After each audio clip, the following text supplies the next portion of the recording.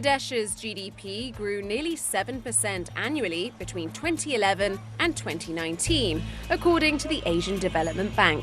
The booming economy isn't just financially enriching the nation, it's also ushering in a new era of social change. Our garden is located in the very northern tip of Bangladesh. It's an area where there wasn't a lot of agriculture and no tea at all. It was very barren.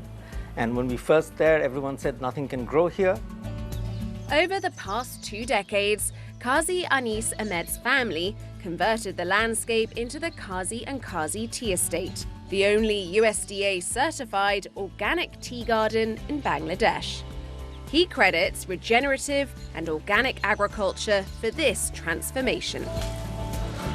Here, composting replaces chemical pesticides and fertilizers, and biogas helps power the estate. With a lot of soil enrichment, we created the conditions where tea could be planted. It has turned into this tremendous journey of regenerative agriculture.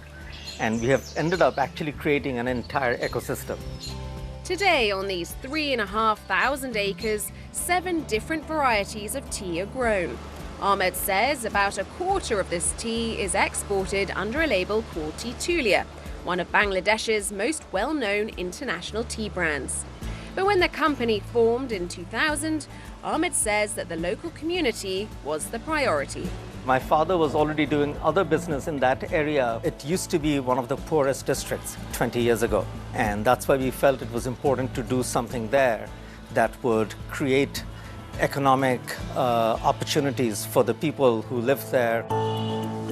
The business set out to achieve this by both employing locals at the tea garden and setting up a cooperative with neighbouring residents. The co-op lends cows to women like Selina Khatun, who can sell dairy products and keep the profit. They do this in exchange for giving cow dung back to the garden, which is used to create organic fertilizer. So far, I have taken 8 cows from the co-op. Some helped me earn a profit and buy land. In 2008, this cooperative started with just 25 women. By now, we have over 3,500 active members, so it has been a real life changer for them, but it has been a vital support for us to keep growing as an organic tea garden.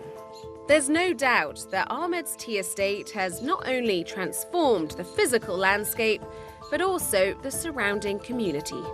Across the country, entire industries are having similar effects. The ready-made garment sector, for instance, has significantly benefited women. That's according to the World Bank. We have played a huge role in empowering the women of our country, whereby they've been able to come out of their homes in the villages, whether they have education or not. We've taught them skills which have helped them to become independent. Vidya Amrit Khan is one of the few women running a garment factory in Bangladesh. Her ties to the industry run deep. Her father is often heralded as a ready-made garment pioneer.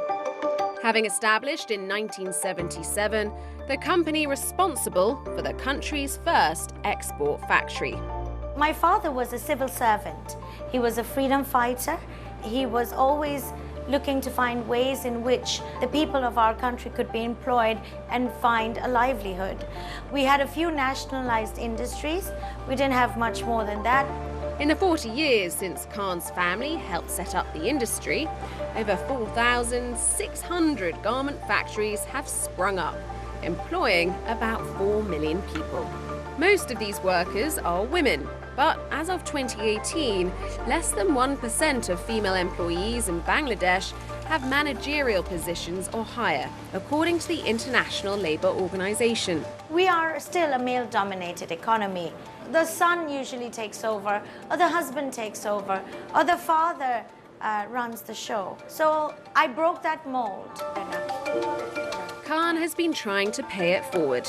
Although the majority of managers at Desh are men, she says 28% are women, like Jana Rani Day, who leads a team of over 80 people. The ready-made garment industry's growth has helped increase work opportunities for women and reduce poverty.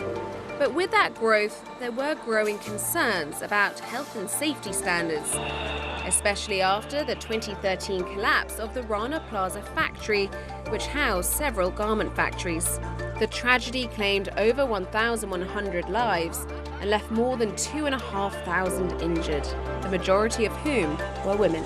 When Rana Plaza took place, that was a tragedy, no doubt. But everybody came together, all the stakeholders, and we made all the corrections that needed to be done. We did the fire, the electrical, and of course the structural improvements. Although the ready-made garment sector is often the path for women to formally enter the workforce, the industry still has a long road ahead in terms of achieving gender equality.